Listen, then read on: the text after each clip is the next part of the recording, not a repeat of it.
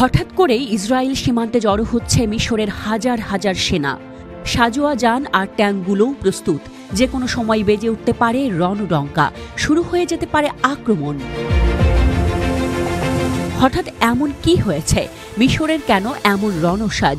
হঠাৎ কি এমন ঘটল ইসরায়েলের সাথে? এমন প্রশ্নের উত্তর খুঁজছে সবাই। সেই প্রশ্নের আপাতত একটা উত্তরও মিলেছে। একজন ঊর্ধ্বতন মিশরীয় কূটনৈতিক জানিয়েছে, ফিলিস্তিনিদের বাস্তুচ্যুত না করে গাজা পুনর্গঠনের পক্ষে কায়রো। মিশর গাজায় যে কোনো ধরনের বাস্তুচ্যুতি প্রত্যাখ্যান করবে, যার ফলে সিনাই গভর্নরেটে ফিলিস্তিনি জনসংখ্যার একটি অংশ মিশরের জনসংখ্যার সাথে মিলে যেতে পারে। মানে গাজার বাসিন্দাদের ইসরায়েল সিনাই উপত্যকায় ঠেলে দিতে পারে। সেই আশঙ্কা থেকেই সেনা সমাবেশের মতো সিদ্ধান্ত নেওয়া হয়েছে।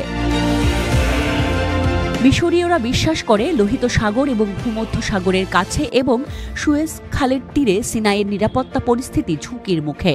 সেখানে কোনোভাবেই বিপুল পরিমাণ ফিলিস্তিনিকে আশ্রয় দিতে চায় না কায়রো।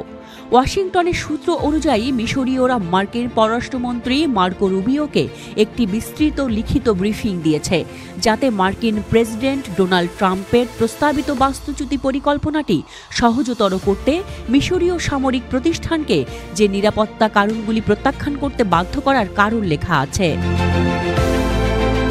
ফিলিস্তিনিদের সাথে ভূমি থেকে উচ্ছেদের ফলে জনসংখ্যাগত পরিবর্তনের ফলে জলপথের নিরাপত্তা এবং সিনাই বেদুইন উপজাতিদের সামাজিক ভিত্তির অস্তিত্বের উপর যে ঝুঁকি তৈরি করবে, তার উপর ভিত্তি করেই মিশরের ব্রিফিংটি তৈরি করা হয়েছে।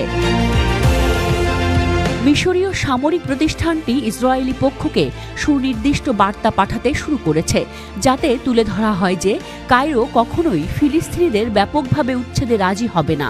মিশরের তৃতীয় ফিল্ড আর্মি, যা সিনাই এবং গাজার সীমান্তের জন্য দায়ী, গত বুধবার সকালে উচ্চ সতর্কতা ঘোষণা করেছে।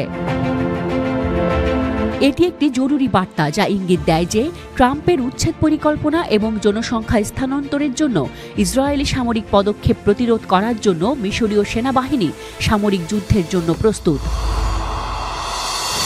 সামরিক বিশেষজ্ঞদের রিপোর্টে জানা গেছে, মিশরীয় সেনাবাহিনীর সাজোয়া যান ইসরায়েলের সীমান্তে সিনাইয়ের অসামরিক অঞ্চলে প্রবেশ করেছে।